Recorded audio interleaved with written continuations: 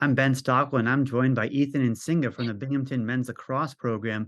Ethan was just named the Offensive Player of the Week after totaling 3 goals in a big win over UMBC this past weekend.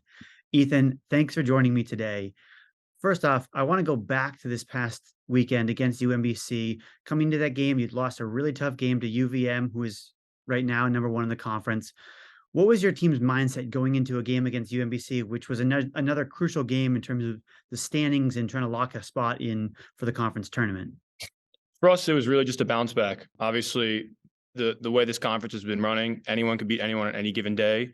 So we kind of knew the implications of that game going in, and obviously, it was game kind of threw a little curveball at us. 3:30 start ended up being pushed back to 6:30, whatever it was. So we just had to lock in for the game, and honestly, we got in, took care of business.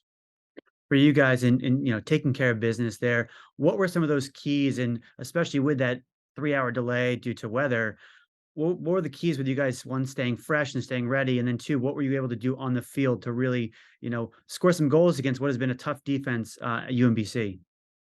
Yeah, I think in the locker room is kind of going back and forth. Just let's stay in. Remember what we're focused on here. Just remember that we have a game going on. It was a little wild, but and then in the game was really just doing us playing in our strengths. And I mean, we're a team that when we play like ourselves, we really think that we can play with anyone. So that's kind of just on the field what was going on. For you specifically, what was working for you offensively, either getting the opportunities to score or finding your teammates for chances to score? Yeah, it was just one of those games where I felt like I was in a position where I could make a difference.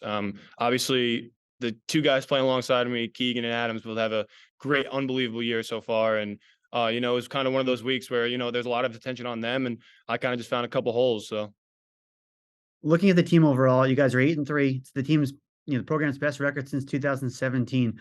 What have been the keys to success for this program this year and really kind of bringing it back to really be a player in the conference? it's honestly, it's a lot of down to just having fun.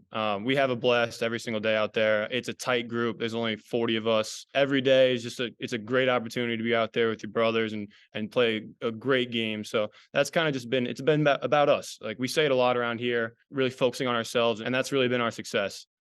You're on offense. You guys, like you said, you have some offensive stars. What about defensively? Having someone like Connor in net, kind of that anchor behind there, really playing a huge part in this team's being able to, create some opportunities for getting stops and then getting goals after that. Yeah, he's been unbelievable. He's really been allowing us to kind of play the offense we want to play too. I mean, we've stressed this year that playing fast and upbeat style is what we want to do. And he's allowed us, standing on that other end, making 15, 16, 17, 18 saves a game sometimes, just allowing us to play that type of game, which has been huge for us.